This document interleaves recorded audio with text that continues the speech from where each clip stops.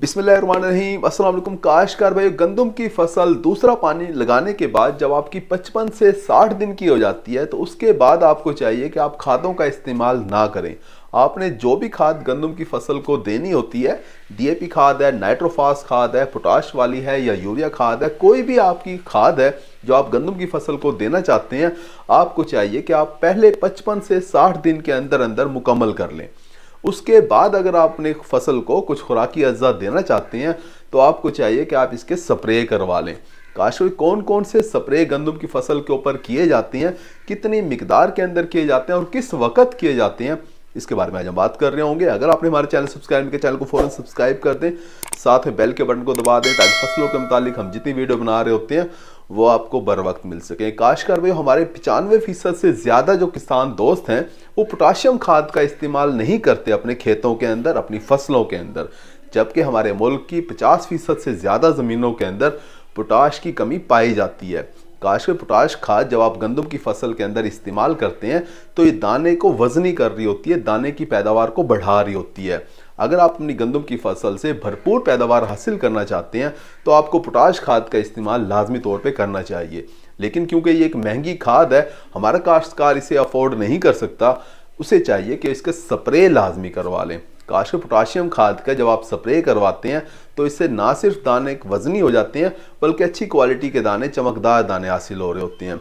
काश potassium sulphate भी आप इस्तेमाल कर सकते हैं स्प्रे के लिए और पोटाशियम नाइट्रेट खाद भी इस्तेमाल कर सकते हैं। कोई भी खाद इस्तेमाल करें 2 किलोग्राम फी एकड़ के हिसाब से 100 लीटर पानी के अंदर हल करके पोटाश का स्प्रे आप अपनी फसल के ऊपर करवा सकते हैं।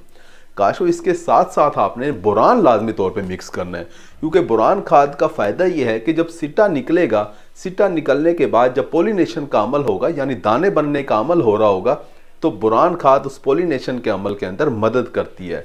यानी बोरान खाद जो है वो सिट्टे के अंदर दानों की तादाद को बढ़ा देती है।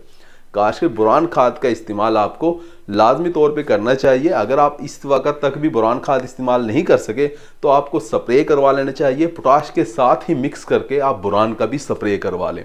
100 ग्राम बोरिक एसिड 100 लीटर पानी के अंदर हल करके 1 एकड़ के ऊपर स्प्रे करवाया जाता है। काश का भाई, ये पोटाश और बोरान का स्प्रे ये तो लाजमी है, ये तो आपको लाजमी तौर पे अपनी गंदम की फसल के ऊपर करने चाहिए। 2 से 3 स्प्रे अगर आप करोगे तो बहुत अच्छे रिजल्ट आपको मिल रहे होंगे। हर साल हम अपनी गंदम की फसल के ऊपर ये स्प्रे करवा रहे होते हैं और बहुत अच्छे रिजल्ट भी इससे ले रहे होते हैं। काश इसके अलावा अगर आपकी गंदम की फसल कमज़ोर है, पिलाहट के अंदर है, तो आप इसके साथ यूरिया खाद भी इस्तेमाल कर सकते हैं। यूरिया खाद का भी आप स्प्रे कर सकते हैं, इन दोनों के साथ आप मिक्स कर सकते हैं। 2 किलोग्राम यूरिया 100 लीटर पानी के अंदर हल करके स्प्रे किया जाता है। पोटाश और बोरान के साथ आप यूरिया खाद भी मिक्स करके स्प्रे कर सकते हैं। काश इसके अलावा अगर आपकी गंदम की फसल किसी भी किस्म के दबाव के अंदर है, जड़ी बूटी मार जहर का दबाव है या कलराठी ज़मीन होने की वजह से नमकियात का दबाव है, तो इसके साथ आप अमाइनो एसिड भी मिक्स कर सकते हैं। फिर आप यूरिया खाद इस्तेमाल ना करें, अमाइनो एसिड मिक्स कर लें। यानी पोटाश और बोरान के साथ आप अमाइनो एसिड भी मिक्स करके स्प्रे करवा सकते हैं अपनी गंदम की फसल के ऊपर और कमज़ोर गंदम को बेहतर बना सकते हैं। काश को इसके अलावा अगर आप अपनी गंदम के दाने की क्वालिटी बेहतर बनाना चाहते हैं, यानी दाने के अंदर जिंक की मिकदार को बढ़ाना चाहते हैं, तो आपको चाहिए कि आप जिंक खाद का भी स्प्रे करवा लें। काश गंदम की फसल हम खाने के लिए लगा रहे होते हैं, 3 वक्त हम गंदम खा रहे होते हैं। अगर आप अपनी गंदम की फसल के ऊपर जिंक का स्प्रे करवाते हैं तो दाने के अंदर जिंक की मिकदार बढ़ जाती है। उसके बाद जब हम वो गंदम खाते हैं तो हमारे जिस्म के अंदर भी जिंक की जो कमी होती है वो पूरी हो रही होती है। तो जिंक का भी आप स्प्रे करवा सकते हैं। आपको चाहिए कि आप चिलेटेड जिंक इस्तेमाल करें। 150 ग्राम 100 लीटर पानी के अंदर हल करके इसका भी स्प्रे करवाया जा सकता है और इस जिंक को आप इन दोनों के साथ मिला सकते हैं, यानी पोटाश और बोरान के साथ जिंक को मिला के भी आप स्प्रे करवा सकते हैं। तो काश भाई, ये ज़रूरी स्प्रे था जिसका बताना आपको बहुत ज़रूरी था। अगर आप गंदम की फसल से 70 मन फी एकड़ पैदावार हासिल करना चाहते हैं तो आपको ये स्प्रे लाजमी तौर पे अपनी गंदम की फसल के ऊपर करने चाहिए।